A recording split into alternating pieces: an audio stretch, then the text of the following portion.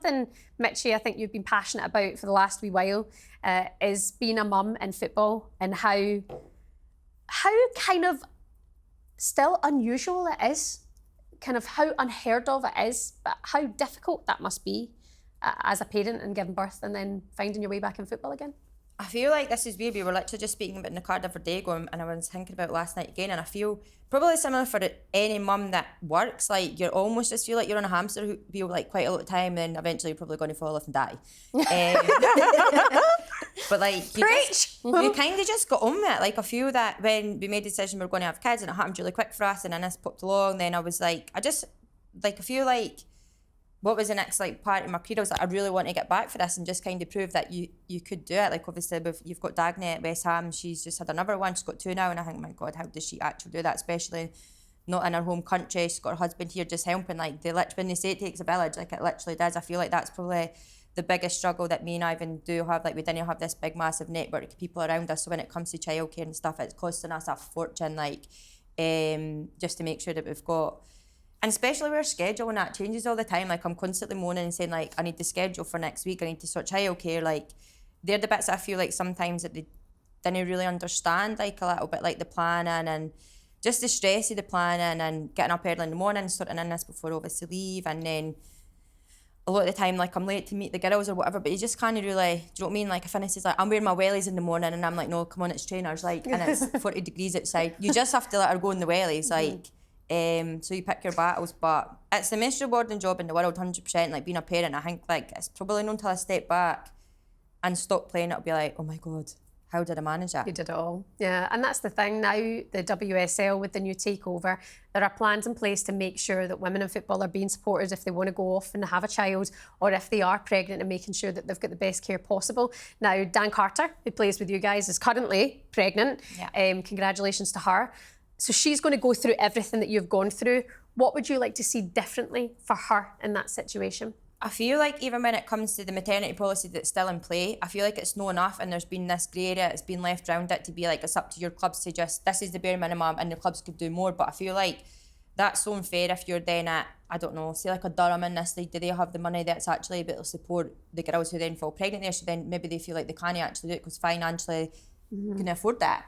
So there needs to be a thing that's actually put in place that you feel comfortable enough, because let's be honest, it all comes down to money realistically. Like, you're like, Leopold's that had her baby at Chelsea, she probably wasn't financially worried about it costing her £1,700 a month childcare as it is for me and Ivan, basically. But yeah, like, I just feel like it shouldn't really be put on the clubs all the time. Like, the FA should come along and just like 14 weeks full wage after giving birth. Like, I couldn't sit down basically for like the first 8 weeks. Like, I think it's obviously depending on like what your birth and stuff's like, everybody's is going to be different, but I just feel like that's got to be longer. Like, the care after it, the care even like during your pregnancy, like, I find that really, really lonely. Like, it was quite an isolating experience. Like, I can't really speak for Dan, like, at least like we've got a lot of injured girls right now, so like in the gym she's not really left on her own. But yeah, like, I just feel that to have that support in place, like the right programmes, the right pelvic health specialists to come along and make sure, like, I feel actually that could be something that we could all use, to be honest, like having babies or not having babies. But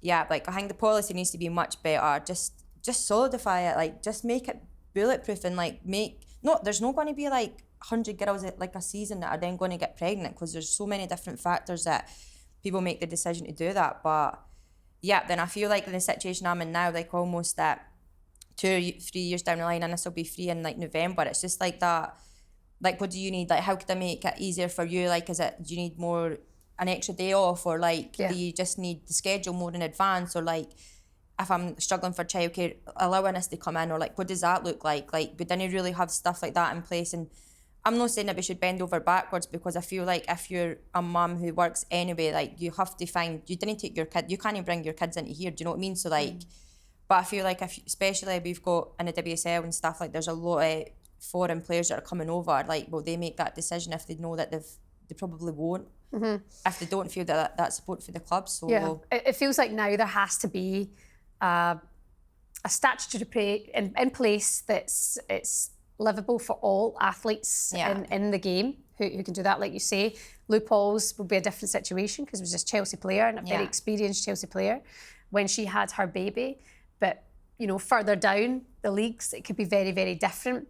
But it's just having that support network and making sure that clubs and making sure that the FA and the WSL go, we've got a new mum here, how can we support them? Yeah. Is that, you know, mum's days off? Is that, you know, bring your child to work this day? Because if the girls are happy with it and, you know, you need that extra help, we're here. Because I've actually heard a lot of times now of some mums that bring the little one in because they've got nowhere to go for childcare. Dagny Brinsjar's daughter from West Ham actually put up on her social media a couple of times, and Lisa Evans, of course, who you played with at Scotland, had said that any time the little guy was in, it was nice morale, but it's a lot of things to juggle, being a professional player and having kids. I don't know how you do it. I say to Rush all the time, I'm like, God, fair play to Mitchie, like doing the drop-off at that time, got to go that travel out there, then you might be away at games, and then your husband works in football too, and he's got a different schedule. It's mental, so credit to you, and fingers crossed they get it right. Do you know what I think on that? Forward. I think it's the sad thing is right now, in the women's game, obviously being professional athletes, there's people that won't have a child right now, they'll put it off because they're scared that they won't get a new contract. Yeah. Do you know what I mean? But it's like you don't work in a school, you're not a teacher and go, oh, I'm not going to have a child because I might not get my job back. It's sad that's actually the case because I don't know how we change that, and I get how maybe clubs might go, well, why would I want a player that's pregnant? Why am I going to waste a salary on a player that's pregnant? But at the same time, players get injured all the time right now, but you don't go, I'm not going to sign them right now because they might do their ACL. Yeah. Obviously, there's some players that have previous injury history, like myself, where I might not get contracts even there, but that's fine, that's a different story. But it's sad to see. Hopefully things can change. Hopefully it will get better for women in football or women in professional sport, where they don't feel like they can't go away and have a child because they're scared that they won't come back to a career. Yeah. I feel like, sorry to interrupt, but like the one thing that Disney actually spoken about, and I didn't really know why it's not spoke about when it comes to the policy and that, but like, what happens if you have a miscarriage? Like fortunately that's never happened to us, and like touch wood, that would never be the case, but like, what's the process and support put in place in writing for that? Because that would be awful as it is, like if that was to ever happen to somebody, but why is that not being, like what does that look like? Like, do you know what I mean? For you, like your whole family, because like, that I can't, like, do you know, I didn't really know about this. There's so many grey areas, there's a lot that has to, but I think maybe the FA or whoever it is, Muco, clubs, that can all get together and normalise use the players. Yeah, like even like this like same-sex couples, like what does the support look like for them? Do you know what I mean? Like, why should it be any different just because I'm straight? But like, do you know what I mean? Poor Rush, like, what does it look like for her? Like, I feel like you want to know like how you're supported and stuff as well, in terms of like if you want to freeze your eggs or like, do you know what I mean? Like, you shouldn't be strict to being able to be a mum just because you're a footballer. Yeah, no, I completely agree. Very well said. You also mentioned the pelvic floor as well. I was on the trampoline with the kids recently and properly nearly wet myself just from jumping up and down the trampoline. Yeah, I was like, you need to get squeeze in. Perfect floor's gone to bits.